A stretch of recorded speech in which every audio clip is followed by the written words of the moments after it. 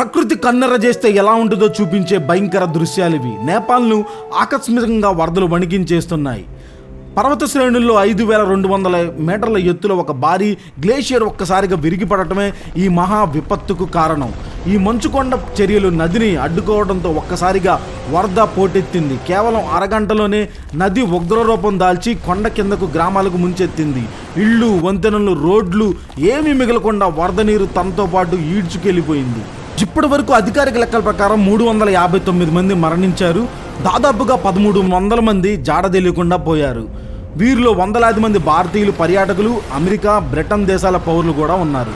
కానీ ప్రమాదం ఇంకా పొంచే ఉంది. సరిహద్దుల్లో బురద కొట్టుకువచ్చి ఏర్పడిన తాత్కాలిక సరస్సు ఎప్పుడు బద్దలవుతుందో తెలియని పరిస్థితి. దిగువ ప్రాంతాలకు ప్రజలకు అధికారులు ఖాళీ చేయిస్తున్నారు. హిమాలయాల పర్వతాల్లో చిక్కుకున్న పర్యాటకులు క్షేమంగా తిరిగి రావాలని నేపాల్ సైన్యం రెస్క్యూ టీమ్ హెలికాప్టర్ల ద్వారా బాధితులను కాపాడటానికి తీవ్రంగా శ్రమిస్తున్నారు. భారత సైన్యం ప్రత్యేక విమానాలని, సహాయక సామాగ్రిని పంపింది.